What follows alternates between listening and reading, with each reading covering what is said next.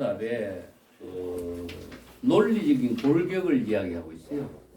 그냥 선문답이 이루어진 것이 아니라 선문답이 어떤 논리적인 토대 위에 선문답이 이루어지는가 하는 것을 내가 지금 중요한 몇 가지만 뽑아가지고 선문답을 이해하는 자료로서 제시한 건데, 맨 앞에 하고 뒤에 시간 되면 이건 내가 좀 더 하겠습니다만, 막 강의 시간이 안 되면은 이걸 참조라도 하시라고 내가 이렇게 부탁해 드린 거니까. 우리가 어록을 공부한다라고 하는 것은 선문답을 읽을 줄 알아야 되거든요. 그냥 그 선생들의 본문을 이해하는 것도 중요하지만 선문답을 이해하지 못하면은 어록을 볼 수가 없어요. 그래서 어록을 보는 이제 안목이라든가 어록의 대화의 구조 체계가 어떻게 이루어지는가 하는 것을 이제 우리가 가나선에서는 어록을 보는 안목을 갖추고 어록을 보는 공부 방법을 가나선에서 이야기하고 있거든요. 그런데 너무나 많은 이제 선문답의 내용이 다양하고 많기 때문에 그 참선 공부하기가 이제 어디에서부터 방향을 잡아야 될지 이게 갈피를 못 잡고 있는 그런 문제가 많죠. 그래서 오늘은 가나선의 수행 체계를 내가 골격을 중심으로 정리를 해서 공부하는 뭐 가이드 역할 쪽으로 가도록 하겠습니다.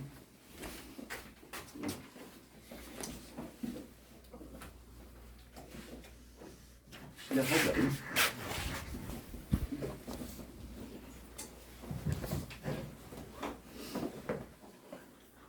오늘 프린트물은 그 당대 선생들의 선문답이 이루어진 내용들을 이해하는 이제 자료거든요.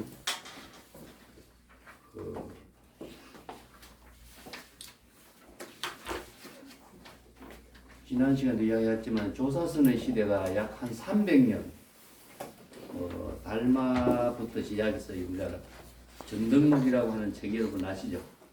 전등록이라는 책에 그 1701명이 등장하고 있습니다. 불조가.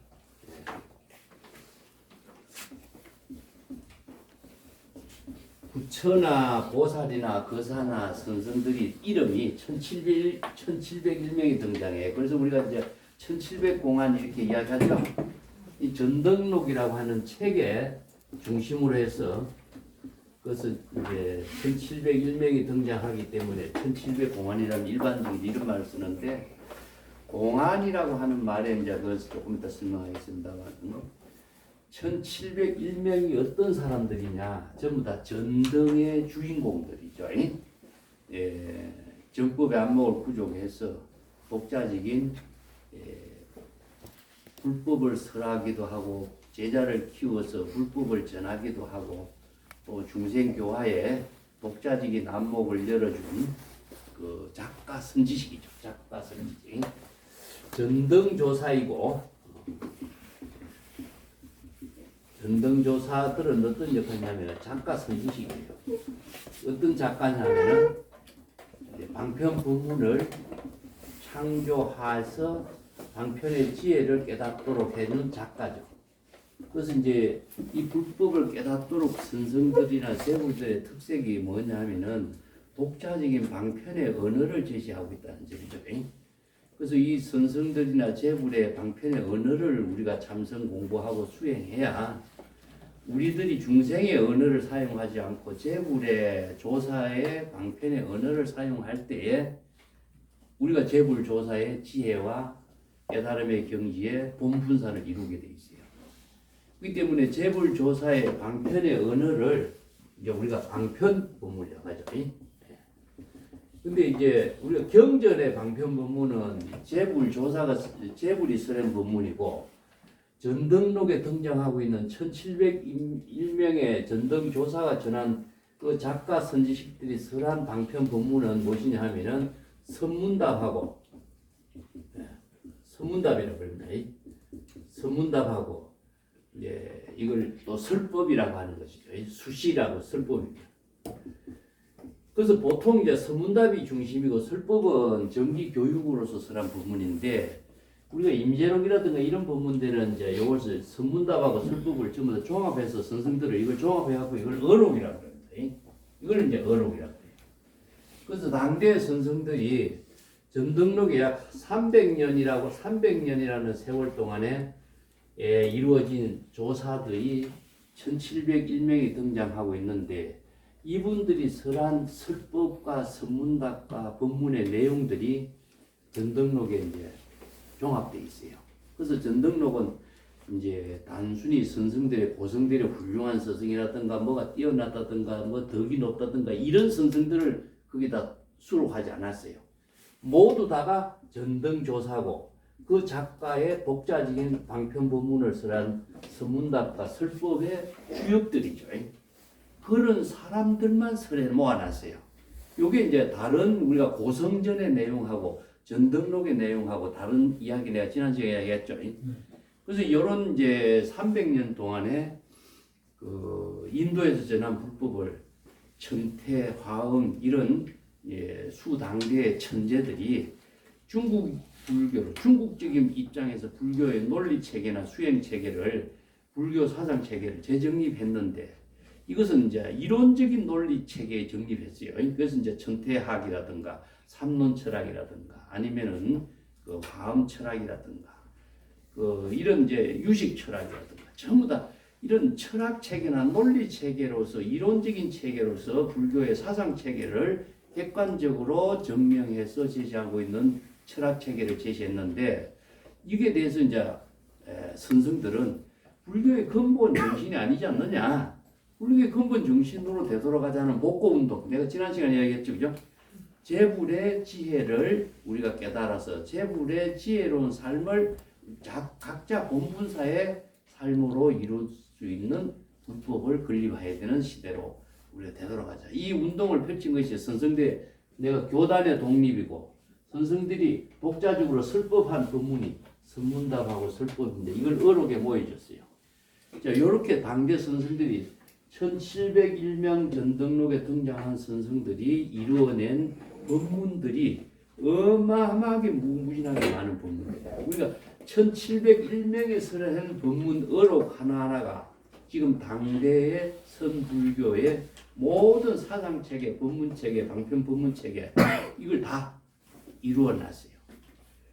그래서 이제 우리가 조사선이라고 하는 시대인데 조사선의 사상은 한마디로 해서 중국인들이 인도 불교를 수용해가지고 중국의 선배들이 철학체계를 정립해놓은 논리체계를 이 사람들은 선문답이라든가 어록이라든가 법문을 통해서 생활의 지혜의 언어로서 설법을 하고 대화하는 구조체계로 설법을 해놨는데 중국인들이 불법 사상으로서 더 이상 발전할래야 발전할 수 없는 사상까지 완성을 시켜놨어요. 그래서 이제 이걸 평상심이 도다 이 한마디로 이야기하지만은 인간의 사상이 생활상에서 이루어진 사상체계를 정립한 그 이상에 발전할 수가 없어요. 자, 이런 생활의 문화 사상체계를 선문답으로 해놨는데 그래서 이제 많은 사람들이 선문답 보면은 뭐 일상 대화나 뭐가 다를 바가 없다 이렇게 생각해버리죠. 그래서 이제 선문답의 구조체제를 모르면은 일상생활에 대해 안 먹었느냐 바로 씻어라. 차 한 잔 마시라. 일상생활 되죠. 차기 기밥 뭐 밥 먹고 차 마시고 옷 입고 일상생활의 매사가 다 서로의 생활로서 도의 삶을 이루도록 하는 그 법문을 설해놨으니까 보통 사람들이 볼 적에는 이것이 뭐 선 별거 아니구나. 이런 것이 선이냐. 이건 누구나 할 수 있는 것이고 일반인들도 누구나 할 수 있는 것이고 여기에서 혼란이 일어나게 되겠죠. 그죠? 그래서 당대 선생들의 이 법문이 조사설의 사상체계로서는 인간의 사상으로서는 더 이상 발전할래야 더 이상 발전할 수 없는 단계까지 궁극적인 경지까지로 이르게 된 겁니다. 그래서 이제 송대의 선생들은 뭐냐 이런 자기네들이 당대 선생들이 이렇게 위대한 사상과 생활의 모든 법문을 설해놓은 것 이것을 가지고 공부하는 시대를 만들어가요. 그러다 보니까 당대 선생들의 어록을 중심으로 공부하는 시대의 수행체계를 재정립한 것이 뭐냐 송대 선생들은 특별하게 자기가 법문을 하지 않아도 당대 선생들이 너무나 다양한 법문을 써내놨기 때문에 그 법문을 공부하는 그 자체가 자신들의 수행 체계가 되고 깨달음의 생활이 되고 도의 삶이 이루어지도록 이런 구조 체계가 되어버렸어요. 그래서 송대 선생들은 당대 선생들의 어록을 선문답과 설법의 어록을 공부하는 수행으로서 송대 선수행 체계가 이루어져요. 요게 이제 유명한 것이 우리가 여러분들이 우리나라는 임재종 계통에 하나밖에 없죠. 중국에는요 사상적으로 가장 뛰어난 오가 7종이 있습니다. 오가 7종. 오가의 7종의 종풍의 특색이 종풍이라고 하는 건데 불법 사상은 같지만은 풍이라고 하는 것은 무엇이냐면은 종풍이라고 하죠. 풍. 풍은 바람이죠, 그죠? 자, 풍, 가풍. 그러면 누구의 가풍이냐, 누구의 종풍이냐 하면 그 사람의 스타일입니다, 스타일. 그분이 바람을 일으키는, 바람은 어떤 의미라고 했죠? 바람은 어떤 의미가 있습니까? 성장의 에너지입니다. 그래서 이제 봄에 동풍이 분다고 해요. 가을 봄바람을 동풍이라고 그러죠, 그죠? 춘풍을 훈풍, 동풍이라고 하는데 봄바람이 백화 꽃을 피게 하는데 또 봄바람이 꽃을 떨어뜨리기도 하죠, 그죠? 근데 봄바람이 수없이 많은 꽃을 색색까지 꽃을 다 피게 하지만 봄바람은 꽃을 의식하지도 않고 꽃들도 봄바람을 의식하지 않아요. 이게 무엇이냐 하면은 바람은 바람으로서의 자기 본분사, 꽃은 꽃으로서의 자기 본분사. 이게 바로 이제 무심의 연기가 제법 실상의 세계를 쓰라고 했어요. 이 법문을 이제 불교에서는 무심법문이라고 하는데 이 바람을 수없이 많은 선생들이 각자 독자적인 안목과 독자적인 방편 법문에 따라서 바람이 틀려요. 그래서 이제 임재종의 종풍이 있고 위양종의 종풍이 있고 법안종의 종풍이 있고 조동종의 종풍이 있고 운문종의 종풍이 있고 이렇게 종풍이 형성되는데 가장 뛰어난 사상 체계를 제시한 사람이 누구냐 하면은 전등록에 가장 많이 등장하고 있는 사람이 이름이 누구냐 하면은 조주선사하고 운문선사입니다. 운문선사. 아시죠? 그러면 조주와 운문이 왜 이렇게 뛰어나게 많이 등장하고 있나? 전등록, 벽암록, 종룡록에 제일 많이 등장해요. 조주나 이런 분들은 제자도 많이 안 키우고 하나의 큰 선풍도 안 일어났지만은 자기의 독자적인 방편의 지혜, 작가 선지식으로서 방편 본문을 제시하는 가풍과 종풍이 너무나 뛰어났기 때문에 중국 선불교에 그 바람이 가장 센 겁니다. 그래서 이제 운문종의 종풍이 셌고 조주의 종풍이 셌고 임재의 종풍이 셌고 또 조동종의 종풍이 셌어요. 그래서 조동종의 종풍은 일본에서 조동종으로 굉장히 전승, 우리나라도 5가 7종의 조동종이 전례가 됐지만 우리나라에서는 임재종의 가풍 때문에 조동종의 종풍이 개선을 못한 이유는 조동종 종풍은 아주 사상적인 깊은 철학 체계를 갖고 있어요. 그러다 보니까 그 공부를 깊이 하지 않으면 이해하기 어렵죠. 그래서 이제 대표적으로 조동종의 종풍으로서 설하는 대표적인 불법 공부의 텍스트가 뭐냐? 종룡록이라고 하는 책이 나옵니다. 여러분 천동갱지 알죠? 천동갱지. 송대에 두 가지 종fu가 나와요. 천동갱지 선사가 조동종의 종풍을 개성했고 임재종의 종풍이 가나선으로서 개성한 것이 누구냐? 대종보입니다. 그래서 송대에는 임재종의 가나선을 개성한 대종보하고 천동갱지 선사 중심으로 조동종의 종풍하고 이 두 가지 종풍이 송대 불교의 주류를 이루어요. 자, 오늘은 그걸 이제 같이 공부하겠는데 자, 교재를 여러분 한번 봅시다. 교재가 160페이지 봅시다. 우리나라에서는 가나선 많이 하죠. 가나선을 하는데 대종고 선사의 가나선이 우리나라에서 중심이 된 것은 보조진울 때문입니다. 고려 불교의 주류를 이뤘던 보조진울이 송광사, 수선사 결사를 이루어요. 결사를 이루면서 가나선의 가풍을 개성하게 되는데 특히 대종고의 서장을 개성하거든요. 그 다음에 이제 그 가나선의 가풍을 개성하면서 이제 무자화도 십종만병, 그 다음에 보조진울의 제자 해심이 선문염송이라는 책을 만들죠, 그죠? 제자들을 중국에 보내가지고 중국에 모든 어록 자료들을 다 수집해갖고 선문염송집이라고 세계에서 가장 선종 가나선 참선 수행의 교재 텍스트를 만든 것이 선문염송집입니다. 1245척인가 이 공안집을 만들었는데 송고집의 공안집을 만들어요.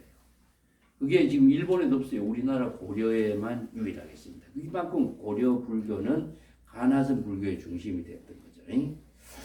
그래서 이제 송대의 여러분 9페이지에 내가 이제 160페이지 대종고가 묵조선을 비판해요.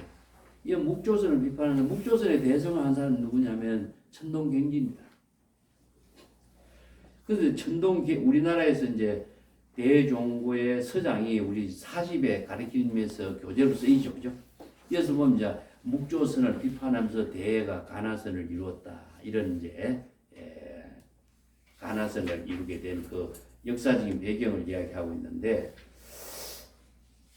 가나선은 무엇이냐 하면은요, 자, 당대 선성들의 선문답, 설법, 이것을 공부하는 선입니다. 그렇기 때문에 당대 선성들의 법문이 전부 다 인도에서 전래된 대성불교 경전의 사상을 토대로 해서 선문답이라고 하는 새로운 수행 대화법을 만들었는데, 그 대화법을 참고하면서 수행하는 정법의 안목을 구족하는 공부법이에요. 여러분 브리턴 알중 한번 봅시다. 선문답이 어떻게 이루는가 한 두 개만 먼저 써보자. 평상심이 도라고 하는 말이 조주록에 나옵니다.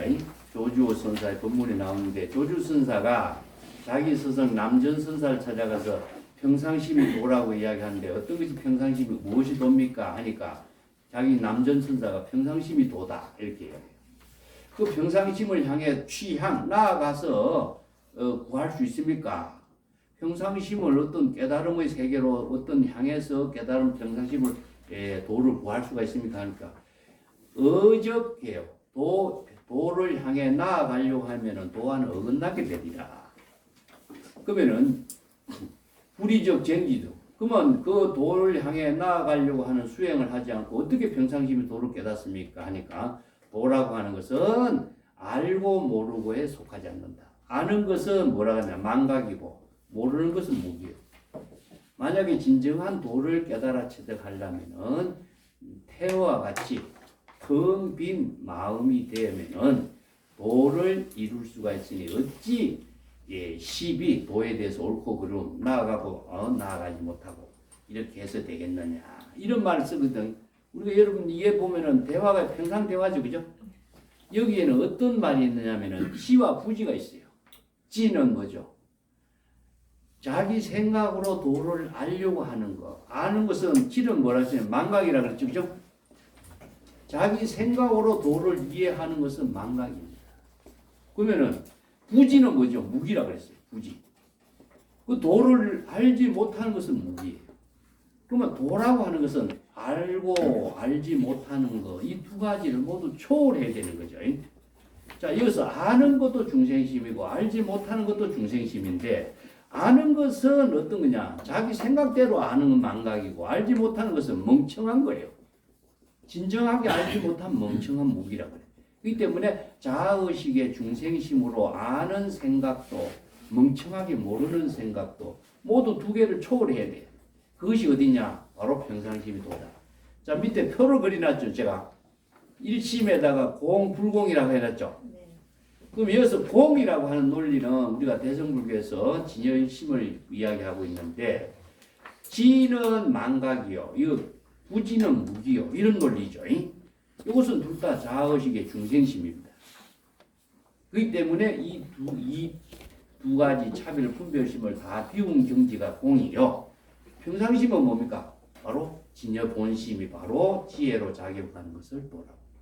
요런 공과 불공의 논리를 경전에서 설한 법문이고 기실론에 설한 법문의 진공묘유의 법의 논리를 중국 선수들은요 선문답으로 만들어냈어요. 이게 선문답이 그냥 이루어진 것이 아니라 이런 논리 체계 위에 이루어진 선문답이라는 사실입니다. 근데 보통 불법의 대의를 모르고 진공묘유라든가 공불공의 논리 체계를 모르면은요 선문답이 그냥 이렇게 했구나 자기 식대로 이해해버리겠죠.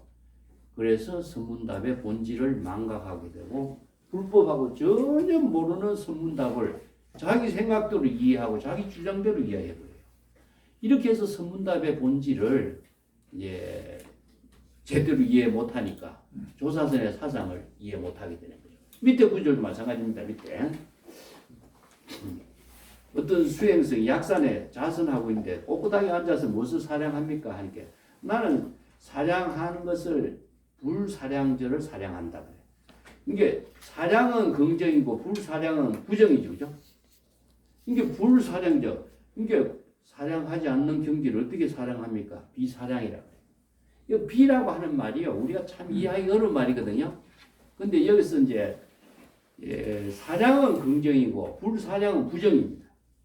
비사량은 뭐죠? 긍정과 부정을 초월한 겁니다. 이걸 우리가 이제 건강경을 적비의 논리라고 하는데 비도라든가 비라고 하는 언어가 중국인들의 한자에서는 우리가 볼 적에는 아니불자도 부정이고 비자도 부정이에요. 근데 우리가 볼 적에 그 언어의 본질을 잘 이해 못해요. 근데 중국인들은요 긍정과 부정을 초월한 것이 비예요. 이게 이제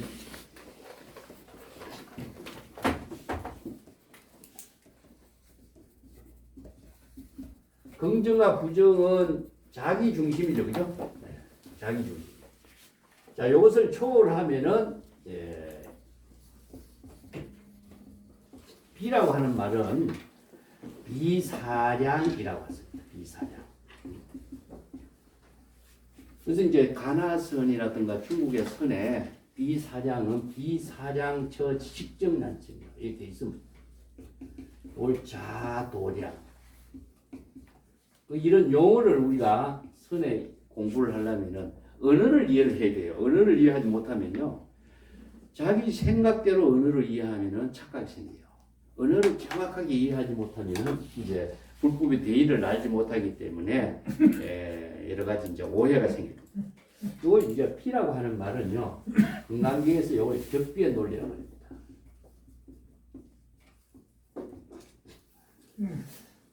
건강경에 우리가 이제 논리 체계로 설하고 있는 부분이 유명한 부분이 있어. 반야바라밀은 적비 반야바라밀, 시면 반야바라밀 이런 말 있죠.